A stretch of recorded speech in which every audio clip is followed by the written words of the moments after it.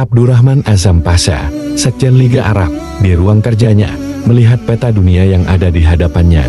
Dia merasa heran.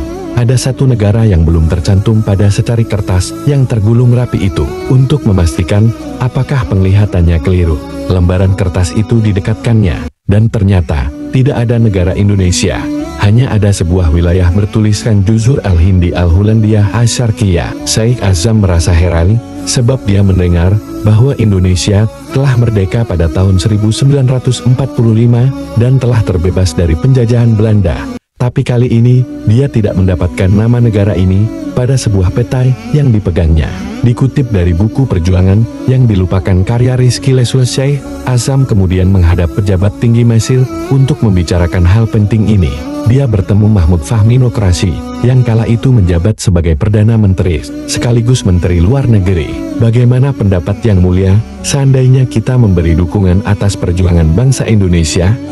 Kiranya Syekh Azam, yang mulia, bangsa Indonesia adalah bangsa Muslim yang sedang berjuang untuk merebut kemerdekaannya kembali dari tangan penjajah Belanda. Menurut pendapat saya, kalau bangsa ini memperoleh dukungan dan bantuan sepenuhnya dari bangsa negeri-negeri Arab dan Islam, bisa dipastikan mereka akan mempunyai pengaruh dan peranan dalam perimbangan kekuatan di dunia, menggantikan Jepang yang sudah menyerah kalah, kata Syekh Azam lagi. Diskusi terjadi cukup panjang. Perdana Menteri Mesir berpesan agar dirinya diberi data-data yang cukup untuk menindaklanjuti apa yang dikatakan oleh Syekh Azam ini. Selain Perdana Menteri, Syekh Azam juga menemui Raja Farouk untuk memberikan dukungan atas kemerdekaan Indonesia. Gayung bersambut.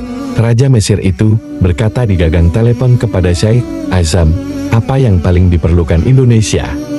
Sekjen Liga Arab ini semangat betul dalam mendukung kemerdekaan Indonesia. Dirinya terinspirasi oleh dua sosok yang lebih dulu getol dalam menyuarakan kemerdekaan Indonesia, yaitu seorang mufti Palestina bernama Syekh Muhammad Amin Al-Husaini dan seorang pedagang Palestina kaya raya, Muhammad Ali Tahir. Sejarah mencatat, dua tokoh penting Palestina ini menyiarkan kemerdekaan Indonesia lebih dulu dari pembacaan proklamasi oleh Soekarno-Hatta. Pada 6 September tahun 1944, mereka mengumumkannya di siaran radio berbahasa Arab. Pada tahun-tahun 1946, Sidang Pleno Liga Arab merekomendasikan anggota-anggotanya untuk mengakui kedaulatan negara Indonesia, sebuah kado istimewa bangsa Arab, dengan andil Palestina.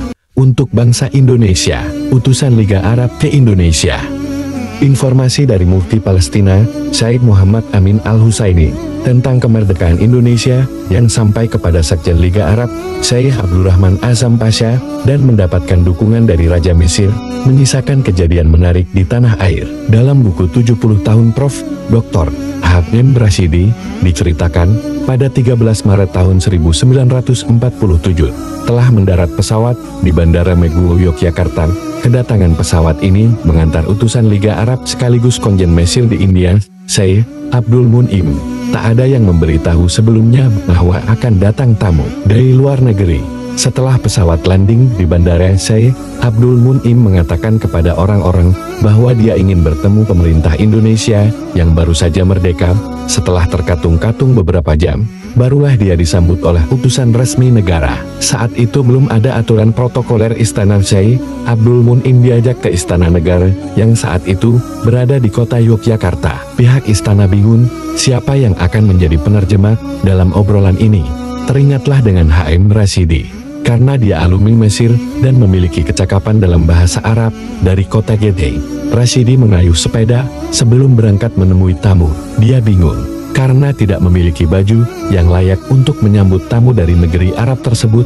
Didapatlah baju pinjaman yang cukup pantas dari seorang temannya. Sampai di istana, Rashidi menjadi penerjemah.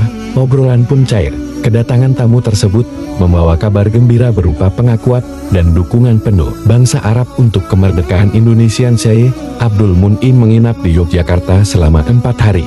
Dia akan kembali ke Mesir pada 17 Maret tahun 1947. Kala itu, ia mengajak agar ada utusan dari bangsa Indonesia yang ikut berangkat. Delegasi pun akhirnya berangkat, dipimpin oleh Haji Agus Salim dan sekretarisnya adalah H.M. Rashidi, serta ada beberapa orang lain yang turut serta. Kisah keberangkatan ini sangat haru. Rombongan tidak dibawakan uang oleh negara, karena memang tidak tersedia. Berangkat membawa bekal masing-masing yang jumlahnya tidak seberapa, jangankan membawa uang banyak. Pesawat saja nebeng milik Liga Arab. Saat di dalam pesawat, Pak Rashidi diberi satu plastik berisi beberapa gelang dan cincin oleh seseorang. Katanya, untuk bekal nanti di luar negeri. Setiba di Mesir, rombongan menempati rumah sempit. Inilah cikal bakal kedutaan Indonesia di Mesir. Tim ini kemudian melakukan penyebaran informasi ke negara-negara Arab bahwa Indonesia telah merdeka, dibantu oleh para mahasiswa yang waktu itu belajar di Mesir. Di antara mereka adalah Harun Nasution. Saat masih muda, bangsa Arab kemudian mendengar kabar bahwa di ujung timur ada negara yang mayoritas penduduknya Muslim. Telah merdeka, kepedulian bangsa Arab kepada bangsa Indonesia waktu itu lebih didasarkan pada kesamaan agama, yaitu Islam. Beberapa tahun kemudian, dari Mesir, Pak Rashidi pergi ke Saudi. Di istana Raja Abdul Aziz di Riyadh, Rashidi disambut meriah.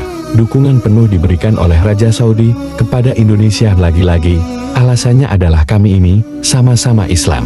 Berawal dari suara yang digaungkan oleh Mufti Palestina, Syekh Muhammad Amin Al-Husaini tentang kemerdekaan Indonesia di siaran radio-radio berbahasa Arab, dan peran Muhammad Ali Tahir, saudagar kaya Palestina yang rela menggelontorkan banyak uang untuk menginformasikan kemerdekaan Indonesia.